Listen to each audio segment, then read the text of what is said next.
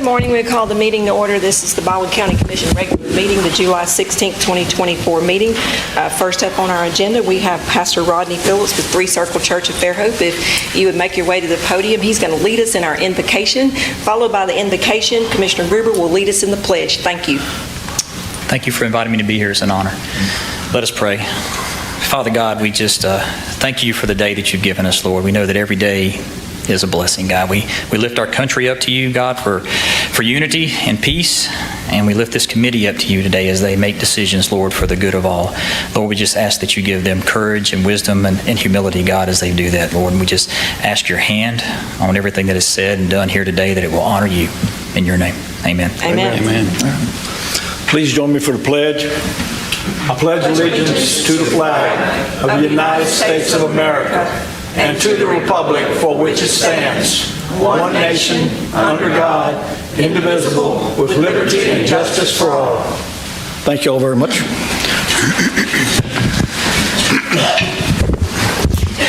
Okay, the first item on our agenda is adoption of the minutes from the July 2nd, 2024 regular meeting. Madam Chair, I'll make a motion we adopt the July 2nd, 2024 regular meeting minutes. All right, we have a motion. Do I hear a second? Second.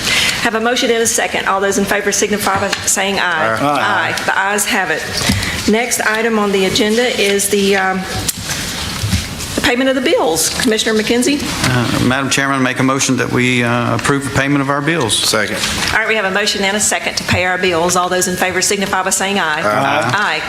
It's always good to be able to pay your bills. And then the second item on there is just item BA2, which is a notification of interim payments approved by the clerk treasurer as allowed under policy 8.1. Next up on our agenda is the consent agenda, and I have a few notes to make about the consent agenda. We are adding the addenda item GA1 to the consent agenda, as was discussed in work session. Item CA6, you're nominating myself, Commissioner Underwood, for the ACCA Legislative Committee for the next year. And then CO3 has a replacement attachment. So when we make the motion for the consent agenda, those items need to be noted. Make a motion to adopt consent agenda with those changes noted. Okay? Second. And we have a motion and a second. All those in favor signify by saying aye. Aye. Next on our agenda would actually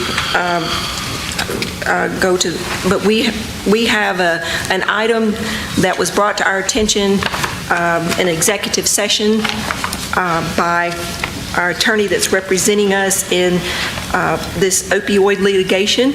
So, Mr. David Connor, if you would come to the stand, we're going to go ahead and vote on this item separately before we go into the remainder of our meeting. Thank you, sir. Thank you very much. I'm here representing the consortium of attorneys that represent Baldwin County in the national opioid litigation. You all were part of the initial litigants that filed lawsuits in support of that litigation and protect the interest of Baldwin County. And so this is a continuation of the settlements that are arising as a result of that lawsuit and negotiations at all levels.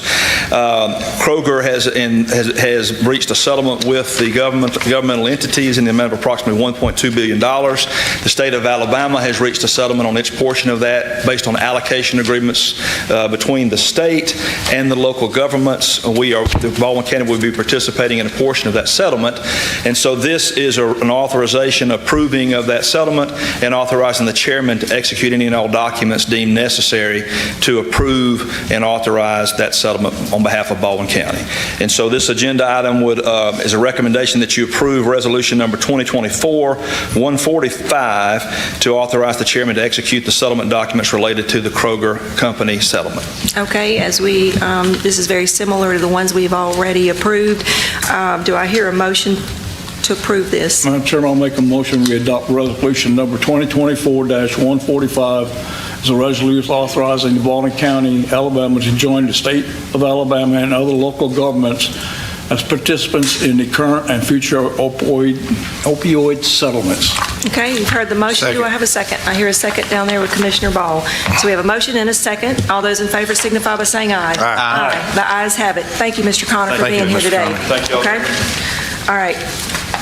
this is the area where I am going to interject something that's not even on the agenda as well, because I forgot to tell them about it before it was printed.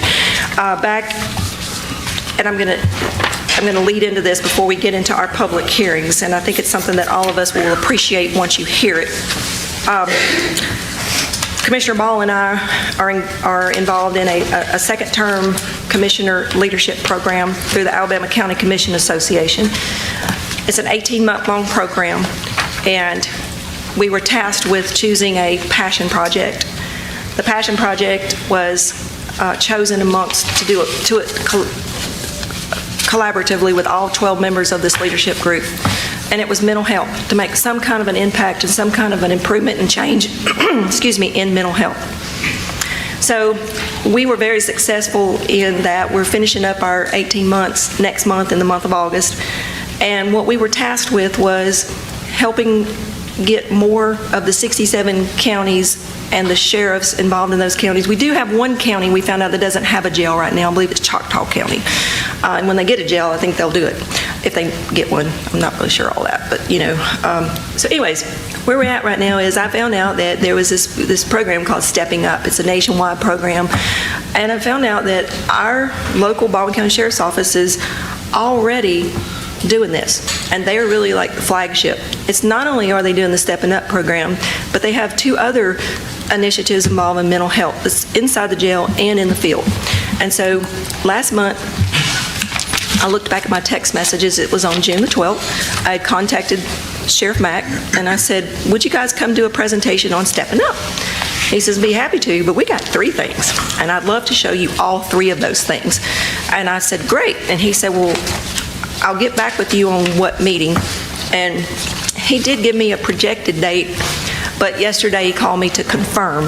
And so I said, well, you know what? This is so important that I want you guys to go ahead and do your presentation. And he promised me that each one of your initiatives would be 5 to 8 minutes. And I appreciate that. But I could go on and on and on, and I'm not. Don't say anything. I know my guys will say I talk a lot. I could go on and on about all that I've learned about mental health and where we are and where we need to be, but every little step helps. And so we have members of the Baldwin County Sheriff's Office today here. I don't know who wants to go first. I don't know if Chief Deputy wants to introduce them, but if you want to come on up, the sheriff is out of town. He called yesterday and said that he would not be in town, but he was sending his staff here to do these presentations. So with that, Chief Lowry. Good morning. Thank you, Chairman, Commissioners. It is my pleasure to be here this morning on behalf of the Sheriff and the men and women of the Baldwin County Sheriff's Office. And like you said, I don't want to steal any of their thunder either, because they've got some really good presentations and some things that they really have in their heart and they've been doing. So I'm going to keep my comments brief. The Sheriff's Office, we're lucky. We're a large Sheriff's Office in the state of Alabama, and we have a lot of resources, namely because you guys support us so much. And with that, we're allowed to do a lot of experiments or programs or try things, and some things work and some things don't work. But I think what we're going to show you here today are 3 things that really work well, really well. And like you said, they're flagship programs, and we're lucky to be able to do that. So I'm going to introduce Lieutenant Kim Close first, and she'll do the other introductions, but I just want to take a moment to recognize her before the commission and before the body here. Lieutenant Close was recognized last month. We all flew to Oklahoma City for her to receive an award for the most innovative corrections officer in the nation. Works right here in Baldwin County. And she loves me pointing that out, but anyway. All right, Lieutenant Close, thank you. Thank you. Good morning. Thank you for this opportunity. As Chief Lowry said, my name is Kim Close. I'm a lieutenant with the Baldwin County Sheriff's Corrections Center. I've been with the agency since 2005, and I've been in corrections and law enforcement since 1998. So I've seen a lot of changes inside of the jail. Mental health being one that has grown abnormally quickly.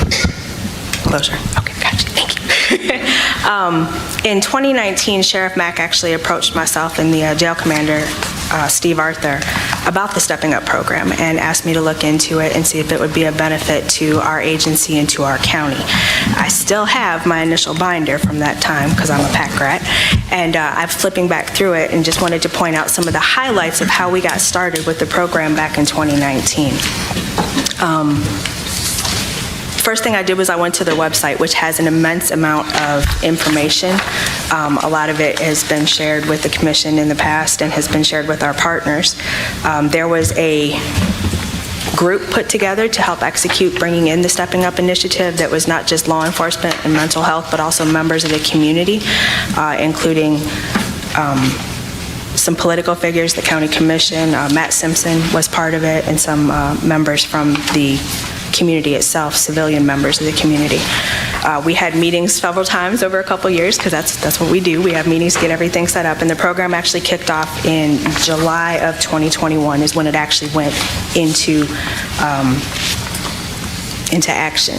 So what the Stepping Up initiative is, it's actually, thank you, a nationwide tool that helps gather data and helps provide connections for services for people who are mentally ill in our nation's jails.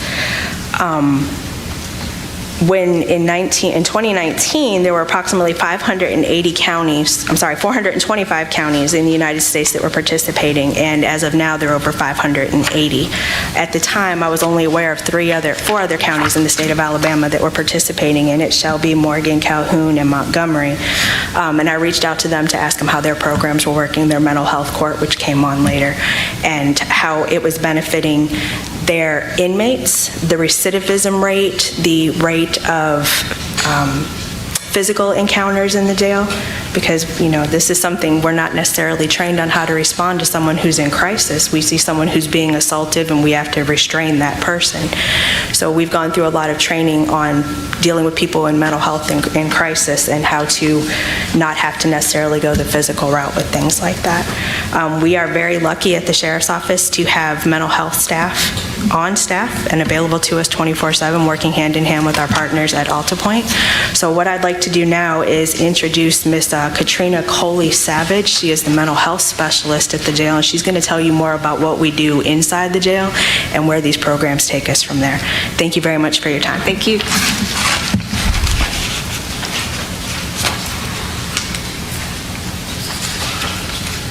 Good morning, and thank you. It's an honor and privilege to stand before you today and speak about the services that we provide here in the Baldwin County Sheriff's Office in the county jail. Like I said, my name is Katrina Coley-Savage. I'm a licensed mental health professional, and I'm with the Quality Correctional Health Care and provide mental health service and medical treatment throughout the facility at the county jail.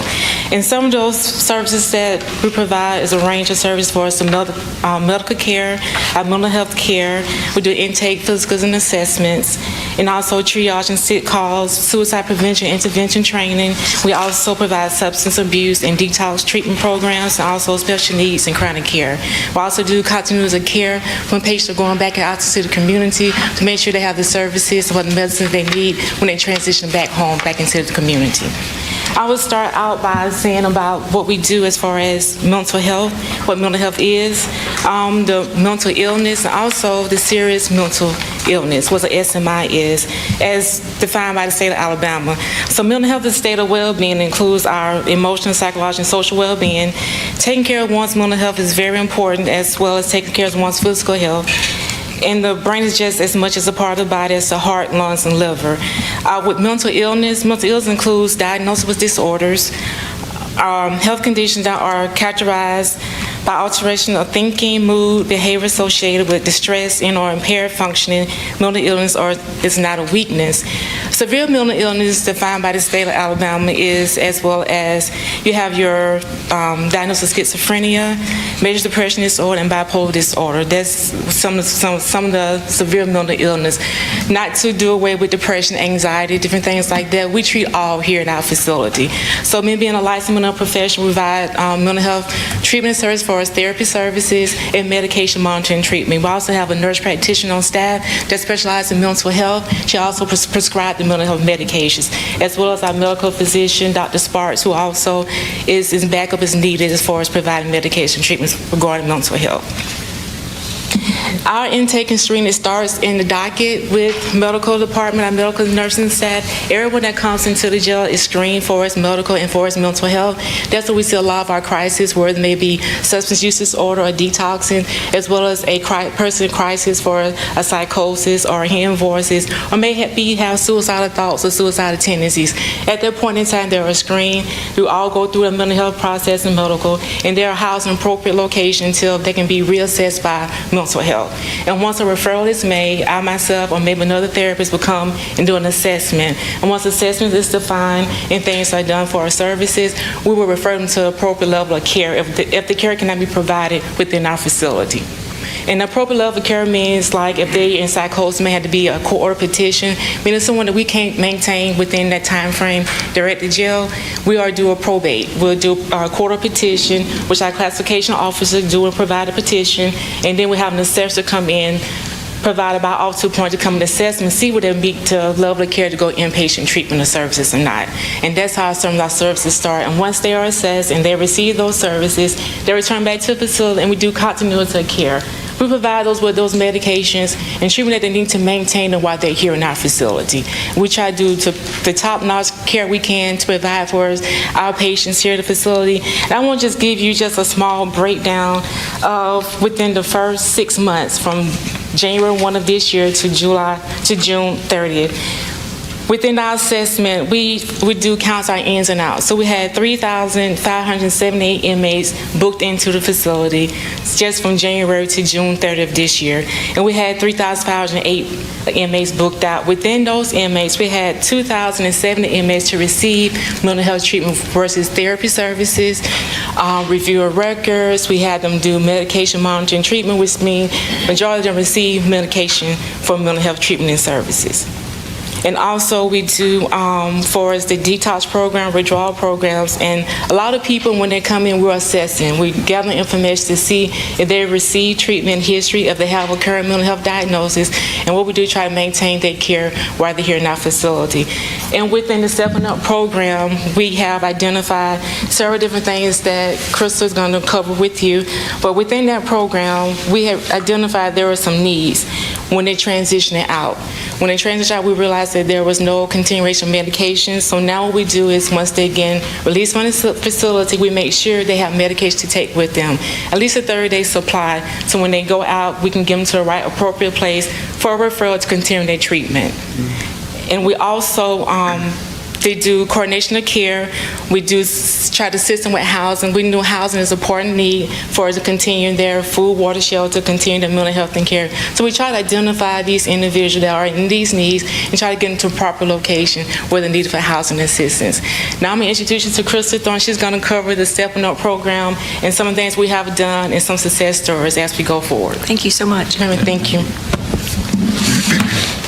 Thank you. Hey, again, thank you for letting me be here. Krista Thronson, I've spoken to you guys before. If there's anything that goes on with the mentally ill in Baldwin County, I'm usually somewhat involved.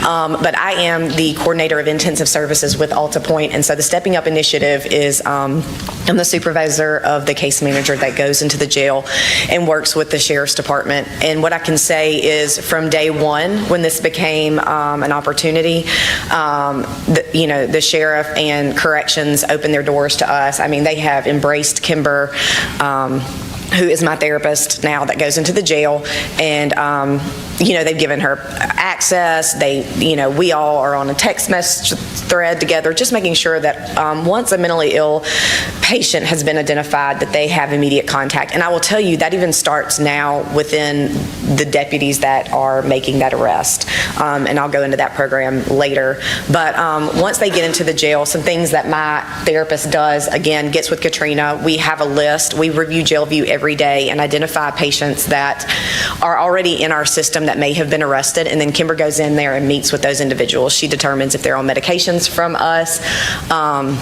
If so, we transport those medications to them. We make sure that they're on our radar for us to follow up when they do get out of jail. And then Katrina has also gotten a list together that she gives Kimber, who reviews that, and again, they determine whether they need to go in front of the doctor that's there, and again, just continue that follow-up of services. And it's for individuals that do have that SMI criteria. Violent crimes are excluded from that, those who are waiting to go to Taylor Hardin. But it has been so successful in just structuring it really from the ground up, and the partnership has been phenomenal. This is Kimber. I'm only speaking on her behalf because she's amazing and she does all of this work. She's actually my crisis therapist now, and we'll go out and correspond with the deputies, which I'll talk about later. So really, we have this wraparound service that started with us going into the jail and identifying them, but has now bled out into the community. And she'll get a call just from a deputy already identifying a patient that unfortunately they may have had to have arrested and is going into the jail. And we can immediately start to coordinate whether or not we need to get their medicine from family, whether or not we need to follow up with Alta Point and get medicine from our pharmacy to them, or letting the jail staff know that they need to be put in front of the nurse practitioner or on suicide watch or something immediately. And so Kimber will go in and just briefly, she goes in, she assesses them, she has, criteria that she has to meet. She makes that face-to-face contact, builds that rapport. That way, when they do get out of jail, they know exactly who to contact, how to contact, and what to expect, just to make that transition smoothly from coming out of jail back into outpatient services. And as Katrina touched on earlier, sometimes they're just so psychotic or, struggling with an episode of their mental illness that the probate route is necessary, whether that goes under Judge Doleve or whether that goes under Judge Taylor now. Then they make that recommendation and I go in and do that eval for an involuntary commitment. So again, lots of coordination between Alta Point and corrections and the Sheriff's Department in general. And so, again, just a short return on investment. The first year we identified 116 people that were served, and every year it has just gone up. I think that even amongst the inmates, if anybody is struggling, they reach out to Kimber or let Katrina know, hey, I need to speak to Miss Kimber. And so it really has just grown, and it will continue to grow. And I can say that Baldwin County is probably about to become innovator status, just to continue to keep this program growing. And again, the support from the commission is always, more than can be expected and thankful for, because again, this is for our community. Everybody that's in this job right now loves our mentally ill and has a heart for them. And so we are just thankful for you guys letting us be here to talk about it. And again, know all the processes for our mentally ill, whether it's that law enforcement identifies it in the community, we have the probate court, we have mental health court, and we have crisis intervention training and field implementation, which we'll discuss after this. Okay. So thank you so much. All right. Yes, ma'am. All right. So is that the end of the stepping up? So we have It is. the next one. So we have the CIT next, or So that's me too. okay. Perfect. Okay. So again, if it has to do with community mental health, I'm usually involved. And so I actually teach Chris Horn, my deputy partner in crisis, is somebody that we had gone off and we had gotten trained in being coordinators for crisis intervention training. And so what that is, as you can see, is us going out and being able to train other law enforcement officers on how to identify someone who struggles with mental illness. And it has it's grown so much interest. The point of CIT is an effective law enforcement training and response program designed for first responders. They're always going to be the first call. First thing you do is call 911. The goal is to get dispatch to start redirecting those calls when it is a mental health concern, as opposed to law enforcement being that first call. But as of right now, they're always going to be the first responders, and so they are usually the first to show when someone's struggling with an episode of their mental illness. The goal is to provide support measures and on-the-job tool. This is just one tool in their toolbox, and Lord knows they have many, that can be used to enhance and maintain officer, patient, and public safety. The goal is always for everyone to go home safe. And so The other one is to provide intervention strategies and alternatives to assist in directing individuals with mental illness to the appropriate healthcare systems during crisis contact and reduce involvement in the criminal justice system. So there are times that they do have to arrest them, but I will tell you, I will be one of the ones that they call and say, hey, we're arresting them, but we think something else is going on. Can you please put them on your list? And at that point, I get Kimber to contact Katrina. They start working on identifying this individual, what's going on with them, and then they determine, is this something Stepping Up can handle, or is this something that needs to go through the probate process? So again, it starts with the deputies in the field. And why CIT? Research shows that those afflicted with some form of mental illness are more times to be encountered by law enforcement, whether it's that they're having that episode, they are becoming aggressive, or family just doesn't know how to manage them. It's important for officers to be able to recognize the difference in someone who's just being a jerk, for lack of a better term, somebody who's truly struggling with a mental illness. And every deputy, I can say, that has been trained, they're all there because they want to be there. We haven't had to do the whole voluntold thing yet. And so as far as officers, I will say in Baldwin County, Chris and I personally have trained about 36 deputies. And so it's a 40-hour course, so it is extensive. It's not just let's go in, watch this PowerPoint slide. It is 40 hours of constant and role play, learning how to help these individuals. And so again, the goal is to help them learn how to approach these individuals, again, so everybody goes home safe. And they also have an understanding of what that person is experiencing. And so that also kind of de-escalates that deputy or officer in itself. Can I ask you a question? Yes. Have the state looked at this CIT program that you put on? It's all over the place. It's nationwide. Because yes, sir. It's very, nationwide. Yeah. And the goal will be, yes, sir, to always. Are they making it where it's APOS certified? You have to get the CEUs and Yes, something sir. they can do every year? It is. It is APOS certified. So every deputy that goes through it. And I'm speaking of, Chris is supposed to be here, so I'm winging that part, but I've heard him say that, that it is APOS certified, and he is sick today, but he, talk about a man that is passionate for this demographic. Very thankful, and because again, it is a team approach. Yes, they do get all their credit for being in the class, but again, right now they all want to be there, so it's wonderful. And again, 40% of people suffering from mental illness will be arrested at least once during their lifetime, as we know the statistics of the mentally ill that are incarcerated in the jail.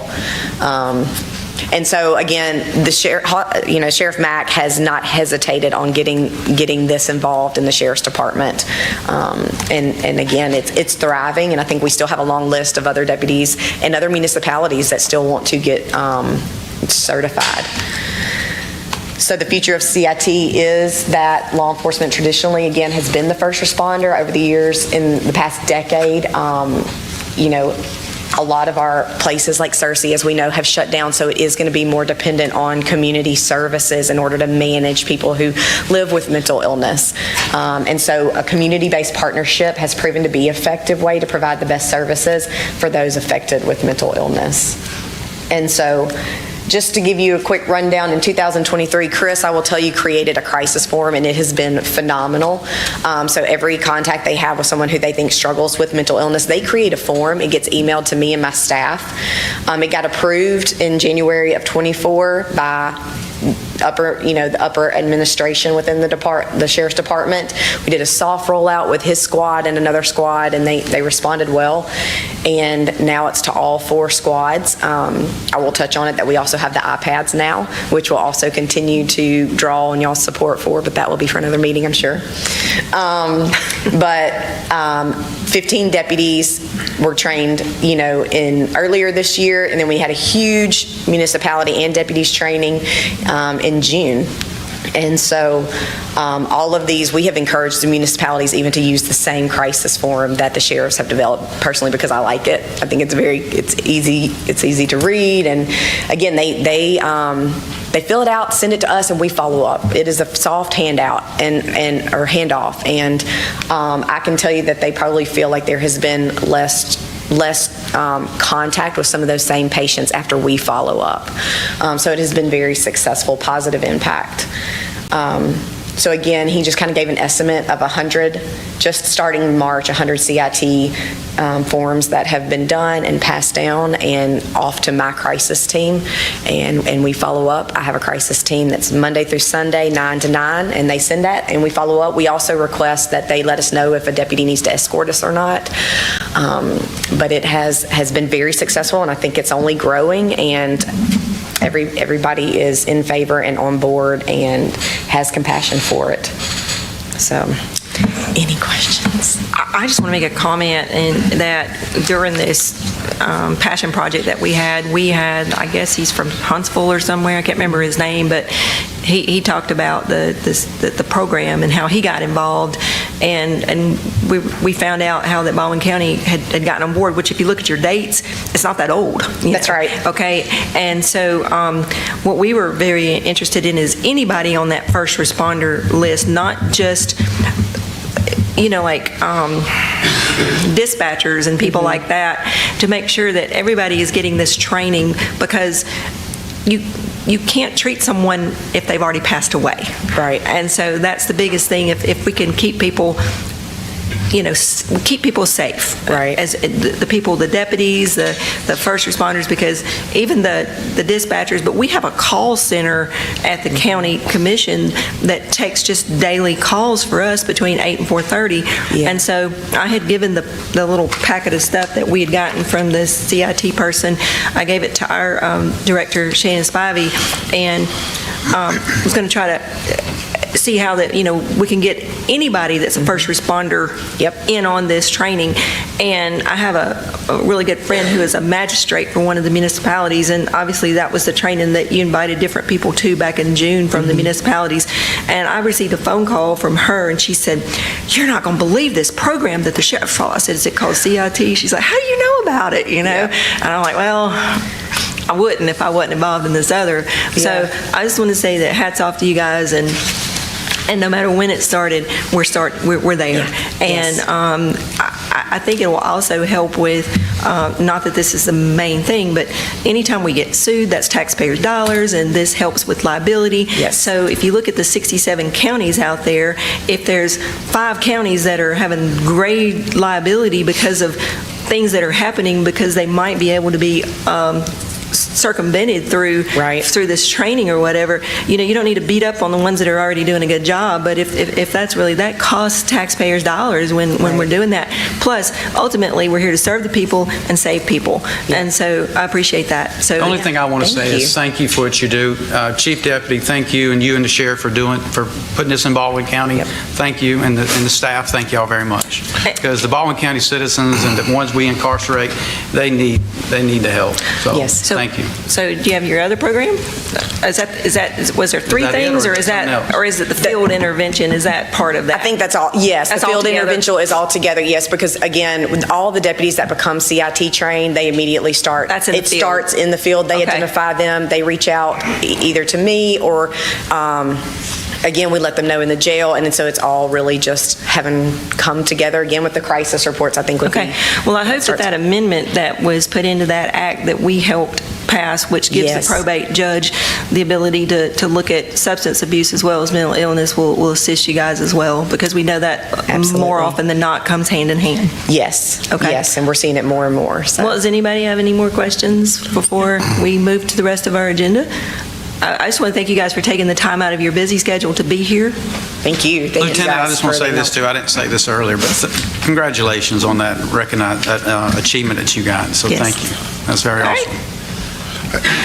Taylor, did you want to get a picture of these guys up here together? Because this is something we need to tell people, this is a good thing. So if you guys want to come up, and I think we could just stand up here.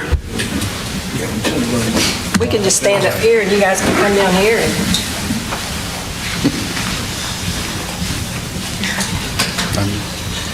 If you don't tell your story, somebody else will, and it might not be the way it needs to be told. Commissioner, yeah, Commissioner. Okay. I don't know about that. Can you see Matt? I can't. Okay. All right. It's all right.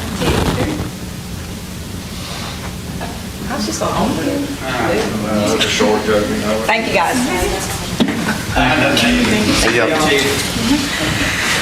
All right, we appreciate that very much. So now we're going to move on to the next part of our agenda, which is the public hearing. That would have normally been under item D, which is presentations. So it really wasn't out of order. It was just not listed. So now we have our public hearings. And before we go into the public hearings, I just want to make sure that any individual that wishes to speak in the public hearing process needs to make sure you have filled out a speaker form. So if you're wishing to speak and you have failed to fill out a speaker form, I would urge you to do that right away. And when you fill out your speaker form, turn it into our administrator over here, the gentleman in the lighter gray suit. And with that, you will be limited to 3 minutes, at the discretion of the chair if it needs to go longer. But please, you can say a lot in 3 minutes. All right? We're at, I believe we're at item ES1. Mr. King. Good morning, Commissioners. And I have for you today Z2415, the Swenson property rezoning. Let me take a minute just to thank Crystal Bates for putting together the staff report.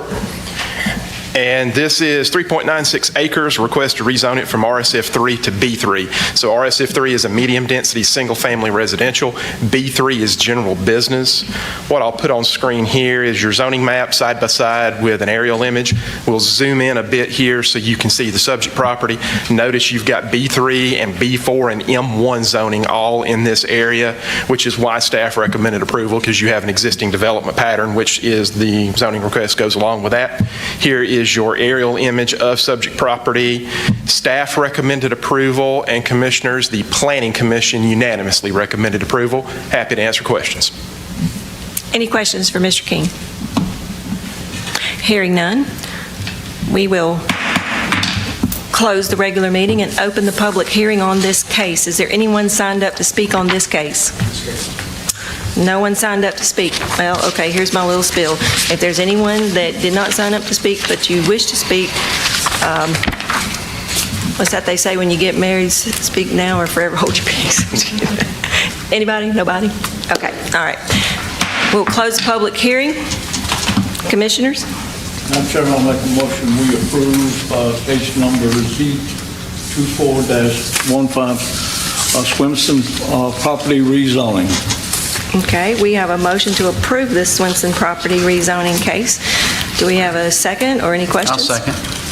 Okay, we have a motion by Commissioner Gruber. We have a second by Commissioner McKenzie. Is there any discussion before we take a vote? Hearing no discussion, I will call for a vote. All those in favor signify by saying aye. Aye. I believe that's unanimous. The motion carries. Next. Selena's coming for that one. Okay.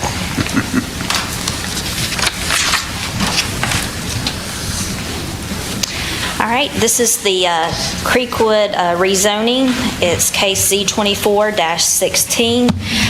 This is a rezoning case. We're only going to consider the zoning and the compatibility, and the subdivision part could come later once the applicant applies for it. So you can see the subject property is located in Planning District 39. It consists of 16 acres. It's currently vacant. The property is located on the south side of County Road 32 and west of 181. The applicant, it's currently zoned RSF3, which is a residential single-family district that is a moderate density, and the applicant is asking that it be rezoned to RSF4, which is also a single-family that is moderate density too. Here you can see the zoning map. The subject property is highlighted in blue. The total parcel is close to 39 acres, but they're only asking that the east 16 acres be rezoned to RSF4. It's surrounded by RSF2 zoning and BC zoning, which is base community zoning. There's a school to the north. There's also residential and commercial in the area. Here's the subject property, the adjacent properties. The current RSF3 allows for 10,000 square foot lots. The proposed RSF4 allows for 7,500 square foot lots. These are the factors that staff considers when looking at the rezoning application. You can see most of them are met. 3 and 5 are questionable on the line if they meet or not. Here is, does the proposed zoning better conform to the master plan? The subject property is included in the neighborhood center. These neighborhood centers are nodes at key intersections that allow for a combination of retail, office, and service use that meets the needs of the community. They are also mostly within moderate development potential areas that include a variety of home types, from large to medium single-family lots and to single-family attached homes such as duplexes and townhomes.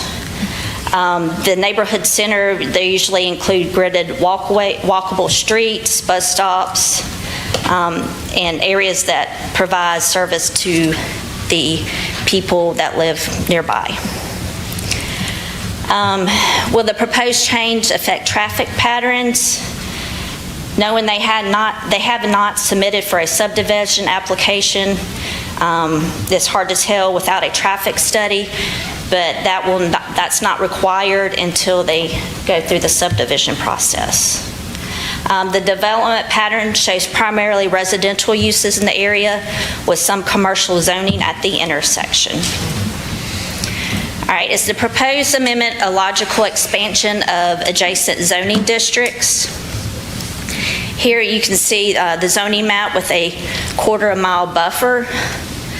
When the zoning map and local provisions were generated by Planning District 39 Advisory Committee, it was intended that high-intensity commercial and residential development be clustered at major activity nodes. The intersection at 181 and 32 was designated as an activity node and would allow for RSF4 to be within a quarter mile of this node. And then further below, you see H that explains what the high-intensity commercial and residential development clustered at these activity nodes. They're single-family, RSF3, RSF4, and also commercial, B3 and B4. They should be clustered at major activity nodes to reduce the spread of traffic congestion throughout the district and lessen the overall burden of commercial development and higher intensity residential development on infrastructure. Here you can see the chart, the RSF4 with the intersections, and RSF4 is allowed within a quarter of a mile. The applicant can apply for this, but because it's in the zoning ordinance doesn't necessarily mean they are allowed the RSF4. And then also, some of the subject property falls outside of this quarter mile. When a parcel intersects the distance boundary, only the area within 500 feet of such boundary shall be permitted for the proposed zoning. Here's some comments we have from the agencies.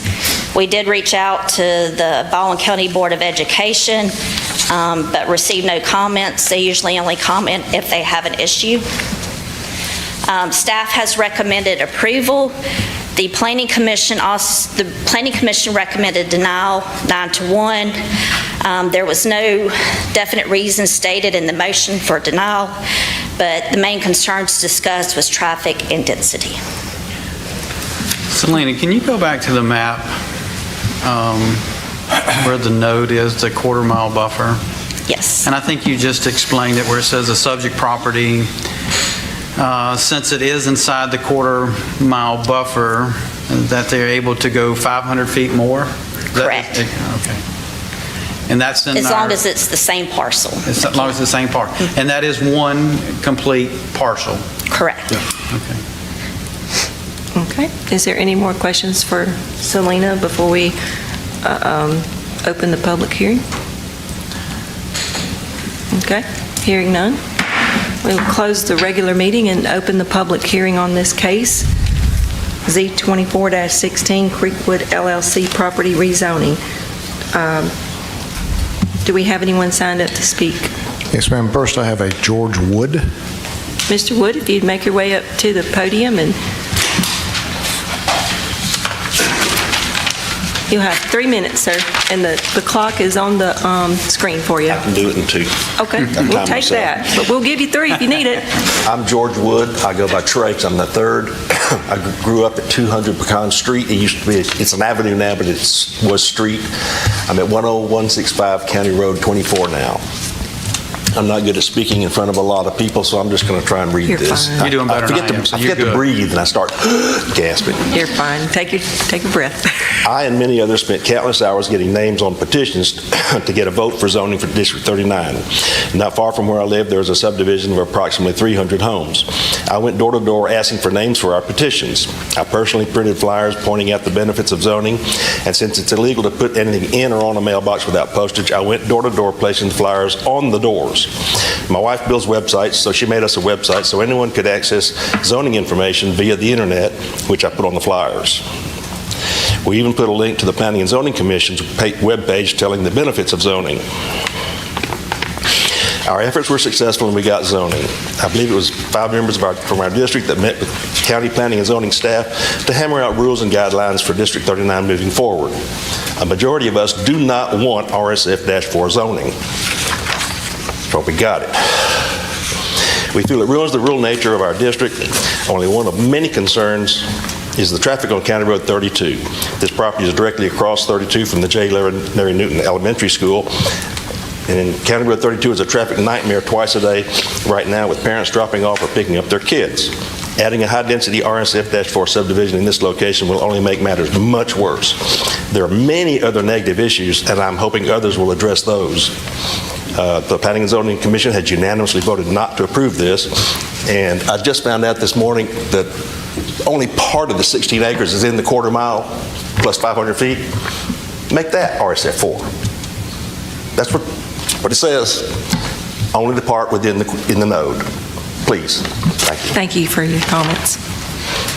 Next. Next, I have Haley Gregorius.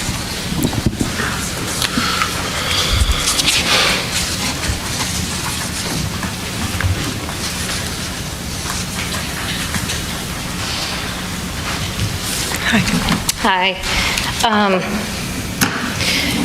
I live off County Road 33 in this district, and I was on the Planning District 39 Advisory Committee, along with, there's 2 other members that are here from that five-person panel in support of denying this as well. So, like the gentleman before me, I get a little nervous in front of people, so I'm just going to read what I have written. And I sent all of you the letter and an email, so I think you probably have that. I'll just hit on some topics. We served on the Planning District 39 Advisory Committee that the Creekwood property is located in. We spent many hours, over 2 months, listening to other residents of the district, like this gentleman, seeking advice from professionals, and finally developing a zoning ordinance and map that was feasible and reasonable for our community to grow responsibly. That work, those provisions, went before the Planning and Zoning Commission and then had final approval by this commission in July of 2023, so just a year ago. I'd like to point out that when we completed our zoning map, there was no RSF-4 designated or labeled in our district. Some of these developments under construction that were approved before zoning was enacted, and quite frankly, the reason we voted for zoning, might fall into that category once completed, but currently there is no RSF-4 on our map, to the best of my knowledge. And reading from Section H of the local provisions, which is that map that you asked her to put back up there, an RSF-3, RSF-4, B3, and B4 rezoning application may only be submitted for parcels within the radius distances specified for the various road intersections. A parcel's location within the prescribed radius does not guarantee approval of the requested zoning. So yes, they are following the guidelines, but the guidelines don't guarantee approval. Approximately 1 acre actually lies in that quarter-mile prescribed radius. They have carved out the exact area, the 16 acres of a much larger piece, to fit into that 500-foot boundary loophole that, yes, we apparently included in the provisions. The development representatives said themselves at the Planning and Zoning meeting that there's not much difference between RSF 3 and RSF 4. If that's the case, then why ask? The Planning and Zoning Commission denied the request. They had definite concerns about traffic and safety issues, as the citizens of the area do, because this property is directly across the street from the Newton School, and it's 3 entrances and exits onto Highway 32, and the close proximity to the very busy intersection of Highway 181 and Highway 32. RSF 4 means smaller lots, and more money for developers. That may be fine in the corporate area, but this is what's left of rural Baldwin County. And the bottom line here should be what's best for our residents and our community, and it's not rezoning to RSF 4. Thank you. Next. We have Kathy Barnett. Ms. Barnett. Kathy Barnett, agent for the project. I have a PowerPoint presentation that I've handed out, and Selena's going to pull it up for me, it looks like. But you do have copies as well. I went through all of the citizen comments, and I wanted to highlight some things because I did come, the last time here was a split zoning for a project similar where we did a mixed property. And the question that Commissioner McKenzie asked me was, why did the Planning Commission vote to recommend denial, and why should the County Commission say yes? And so I want to lead off with that. I think the Planning Commission, with all of the hard work that they do, there was some confusion about what's allowable within District 39. And I hear the citizen concerns about not wanting RSF 4, and that's why a very limited portion of what was put within that district was allowed within those high-intensity nodes that were designed for higher use. It is not by right, obviously, that nothing is a rezoning by right. This is the only place that those can even be asked for within District 39 to take all of those citizen concerns. So we were very deliberate, making sure that we were following the rules. We surveyed in what the line was to make sure that we were compliant in that ask, and met with staff to make sure we were doing what was in the comprehensive plan. So we believe it is compatible both with the future land use map and the intentions of Baldwin County's plan for growth, as well as following the district provisions. We understand that this is only, it's a 38-acre parcel. This is only the portion that we are asking for RSF 4 that falls within the allowable area. It is not the entire portion of the property. It does make about 12 to 13 additional lots, 10,000 square feet versus 7,500 square feet, but we're seeing a trend on smaller lot sizes. The cost is expensive for housing. It's in a very desirable location of Fairhope, and it does make a difference for people to be affordable. The other thing that I did want to highlight, and I'm running out of time, but the next slide that I will get to real quickly is this, the property was approved RSF 4 by Baldwin County to the south adjacent, so although it does not show up on the land use map because it was rezoned as RSF 3, the approved use for the Gaineswood subdivision adjacent to the property that we're discussing is an RSF 4 zoning. That was a confusion at the Planning Commission. No one understood that. This is a copy both of the letter from Baldwin County and the approved plat, as well as a copy of the plat. So it was approved. Lastly, traffic was a concern and a question. It is not required for a rezoning request, but we wanted to give our due diligence and answers as much as we could. All of the lots, which are in your package, are meeting and will not change the level of service that both for future use, looking at the schools, and the existing use. This development does not change the level of service. Okay. Thank you. Can I ask you a question before you walk away? When you said Gaineswood Phase 2, and you said it was approved RSS 4. Yes, sir.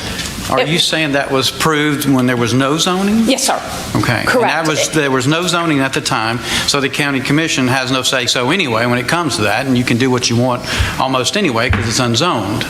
So I want the citizens to realize that too, that what you're saying is that there wasn't no planning and zoning at that time. Correct, and that's obviously why Sure, they put in their district, and I'm sorry That's for fine. rushing through and No, not that's being all right, more that's fine. deliberate and clear, but I didn't have a lot of time. No, don't ever But- rush, because I think the Madam Chairman will give you more time if you need to, especially Well, she when told you're me to the take 3 minutes. She's very generous.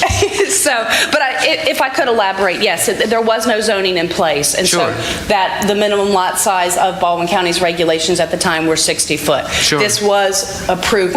My point in highlighting that was to say that the usage is adjacent, and the Planning Commission, when we had the meeting, did not understand the proximity of the property and the fact that 60-foot lots are platted and approved within this area. Well, So the density's sure. there. My other question is, at the Planning and Zoning Commission, I have to listen to it again, but correct me if I'm wrong, but you said something, or maybe one of the members said that from 3 to 4, you really don't matter, or why do you want to go to 4? Because the 60-foot is a smaller lot size. It's more affordable for folks to build and construct, so it adds 12 lots, but it's the lot size, it's the 60 foots. We're seeing a trend throughout the county that folks like the 60-foot lot size. So it's, right now, the RSF 3 and RSF 2 actually, both are 80 foot. So it's the lot size, so it's the width. This is still the public hearing process. I mean, the public hearing is still open. But I do have a question for you. I am well aware this is not a subdivision application. This is a rezoning application. But my experience over the many years, even before I was on the commission, was that density has always been a hot point. Okay. But there's been a trend lately with a lot of developers to give us some green space. And that is not something that is being talked about enough, in my opinion. The size of the lot sometimes is not as bad as it would be to have 0 common areas besides the detention pond. Because what we get complaints sometimes, and what I will, hope this don't sound as a complete insult, but cookie cutter subdivisions, is there's nowhere for children to play but in the street. And these streets become county roads once everything's signed off. And I get calls regularly from a subdivision over in the Silver Hill area about kids that roll a basketball goal out to the end of their driveway and they're playing basketball in the street. So this is more of I'm hoping that we can figure something out in the subdivision process, which that's not what we're here for, sorry, but it really, I don't mind so much a smaller lot if you'll give me some green space, because it's the quality of life within inside those developments. When you have a development with 100 or 200 houses in it, potentially, I don't know what could go in here, but that's as many as I grew up in the little town of Summerdale when I was growing up, 50 years ago, where you could walk around the little, that was developed on a grid line of the L&N Railroad, which gave us little, perpendicular streets and stuff and all.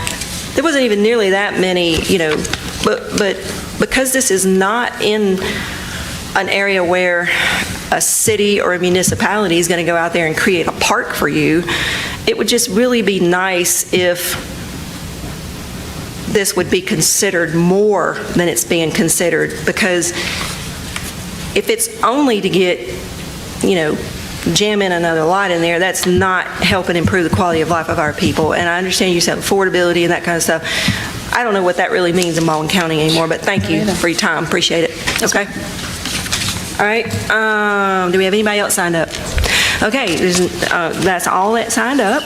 But as you know, he said I'm generous. I'm also nice, okay? I can be disputed, but that's my opinion, self-proclaimed. Anyways, if there's anyone that did not sign up to speak, but you wish to sign up to speak, I will give you that opportunity. But I ain't gonna sit up here forever. All right. Public hearing is closed. Selena? Oh, wait a minute. I did sign up, but... Well, you got to come up to the podium. Come up here. Okay. What happened to your slip? To my what? Did you turn in your slip? I did. I don't know.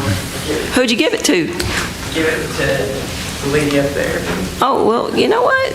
Sorry. I'll Anyway, let you speak. What's your name? My What's name your is Nate Lambert, and I'm just a developer and looking at some property there in near the fort. And near the what? Just on on the peninsula near This Fort is, Morgan. For Morgan. Yeah, you signed up for the public comment section, which is I'm after. sorry. So this is the wrong. This. This is about a specific case. Wrong one. Yeah, Hey, you got time to go recalculate, okay? All right. All right. Just for reiteration, public hearing is closed, okay? We will have a public comment section, okay? All right, that's okay. Hey, don't get nervous in here. We're all humans. Okay. Madam Chairman, are we, where are we at in this? We have just closed the public hearing. So do you need a and, motion? Well, if there's any questions for staff from the commissioners, this is the time to ask staff. And if not, then I will entertain a motion. Madam Chairman, and help me out with this, Sean, make sure I make the right motion. On case Z24-16, I want to make the motion to approve staff's recommendation and approve this rezoning process. You make a motion to approve the staff recommendation and rezone the property from RSF3 to RSF4. That's what I want. Okay, so we have a motion by Commissioner Ball to rezone this property from an RSF3 to an RSF4. Do I hear a second? I'll second that motion. Okay. Is there any discussion before we go to a vote? Hearing none. All those in favor of that motion signify by saying aye. Aye. Those opposed? Me. Okay, so 3-1, the motion carries for the rezoning. Thank you. Now, we are at, we'll give everyone a chance to exit the room. If you are, if you're not staying, please be quiet.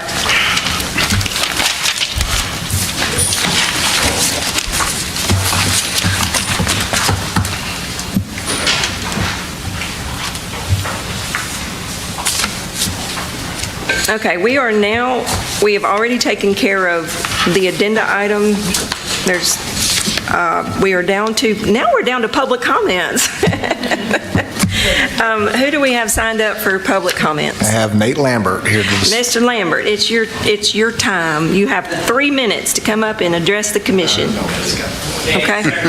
Yes, sir. See, you already had a dress rehearsal, so here you go. Now you're not even nervous. All right. So thank you. I'm a developer, and I'm looking. We have some land under contract by Fort Morgan, and we were told by the Fish and Wildlife Division that you have to, because of the endangered species of mice, that we have to essentially donate 2 lots of equal value for every 1 lot that we develop, and which kind of makes it like impossible to buy this land. That's not our rule. That's not us. That's Okay, federal. so That's federal. That's federal That's a government. federal government thing, You're and not going to so- mess with the feds on that.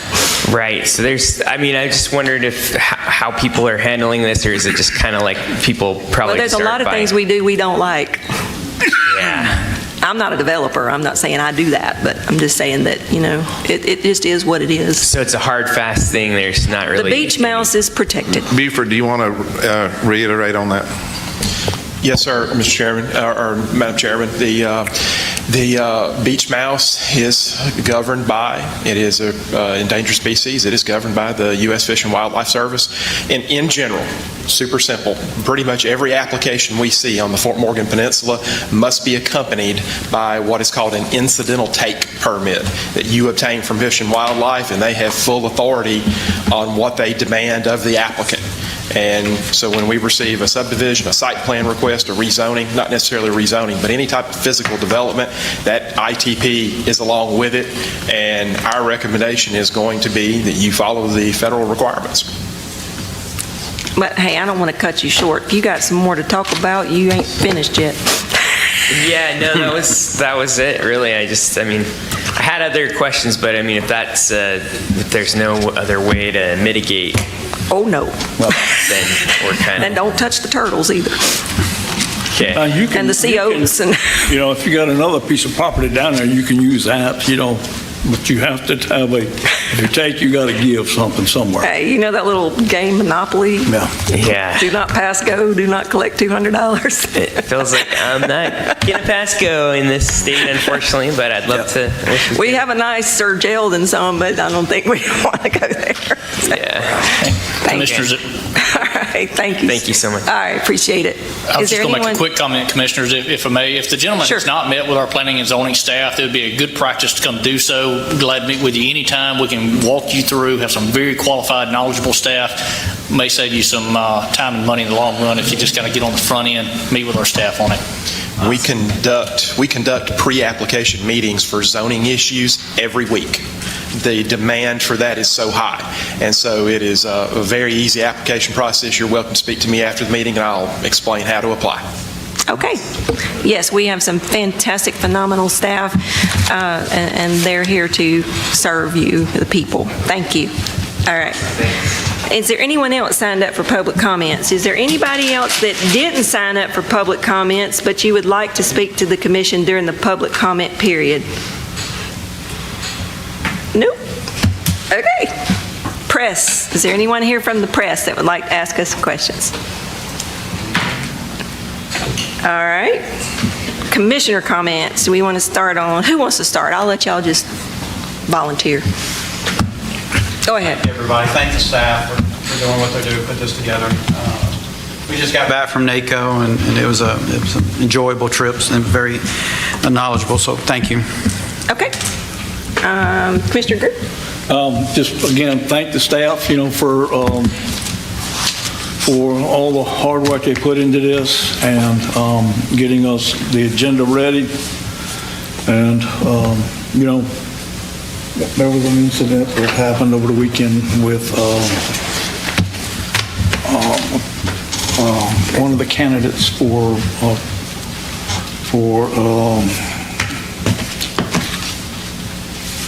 a highest state office in the world, and we just need to remember, when those people are putting their lives out there, and please keep them safe, in their endeavors. So again, just please, let's look out for them and let's try to do the best we can and be good people of this nation. Thank you. Commissioner Ball? Yep, just thank the same as everybody. Thank the staff for everything, and thank you for bringing the mental health presentation here. It was great to hear that, and I think it was a good start with the educational piece for the public to see that we are working diligently with the Sheriff's Office in conjunction with Baldwin County Mental Health and all other parties involved to combat the issue of our mental health crisis in our community. And I appreciate you putting the presentation together. Thanks. Thank you. I want to use this opportunity to mention something that was discussed between myself and Commissioner Boswell, who's the head of the Alabama Department of Mental Health. We did a ribbon cutting for a recovery center, which now we will have a recovery center for addictions and things of that nature in Baldwin County. It's over in Spanish Fort called Longleaf. Before that, our citizens would have to go out of the county to receive those types of treatments, and so this will really help. But the conversation that we had, she said, well, I want to mention something to you. She said, there's a book that you might want to get and read. Now, first of all, disclaimer, I'm very on guard with certain methods of psychology and psychiatry just because of my own personal belief system. So I'm always guarded in that nature, but I do know that there are a lot of good things as well. And so she recommended a book to read called Anxious Generation. So I was out of town as well at the National Association of County Commissioners, and I downloaded it on, of all things, my smartphone, because that's all I had with me on my Kindle. So it's called Anxious Generation, and what she was explaining to me before I started reading the book was we have Gen Z, which I believe is from persons born in 1995 to 2010. Some of y'all might be in this room, I'm not sure, but you were raised on a smartphone. Anybody older than that was not raised on a smartphone. We might have had a flip phone, or I was thinking back to one of my uncles who was a contractor over in West Mobile, and in the 1970s, he had it looked like a real phone that you had in your house back then with the dial on it and everything, and his horn would blow when his phone would ring. He was like one of the only people I knew that had phone in the 70s. And then we went to the bag phones, the flip phones, and then we went to the smartphones. But that generation has been basically, they don't know anything else but the smartphone and to access things on the internet. And while we know the internet can be very good for society, there's always bad in anything. And what she was explaining to me is that our mental health of this generation is experiencing really high volumes of anxiety and depression. Those might not be considered the more serious ones that were mentioned in the sheriff's office, like schizophrenia and bipolar, and I'm not a mental health person, so I'm not going to go on that, but it really was something that resonated with me when I started reading that book on the plane. And it said that we have been overprotective of our children, whether you have birthed any children or you got nieces and nephews or anything like myself. We've been overprotective of our children playing outside because we're worried about a predator picking them up or something like that, but we have been underprotective of our children on these things. And it's not been since 1998 that there was a federal law passed. Now, I'm going by what I read in this book, didn't do any research further than that. And I really wasn't fully aware of this because I don't have anybody under 13, but it said that there was a law passed in 1998 that all it requires is a check the box to say I'm 13 or older, and you can create any social media pretty much out there. And what's happening is it is putting it's adding so much to mental illnesses that are affected in this age group. You can just turn somebody off. You can delete them. You can whatever. You don't have to address them. It's really changed the way we think. Anybody older than that more than likely played outside on a regular basis. There's a huge part of that population in that generation, they've never even played outside. And so I just wanted to mention that, and you guys keep our country in your prayers. And I always don't want to miss the opportunity to thank our staff. I had someone talking to me at NACO, and they were like, I don't understand how y'all do it. I said, hey, I trust my staff. If I can't trust them, then I don't need to be in this position until they prove themselves to not be trustworthy. And they don't need to work here if you're not trustworthy. But on the flip side of the coin, I trust my staff. They do a fantastic job. None of us up here could do what we do without you. So with that, thank you. And motion to adjourn? Yes.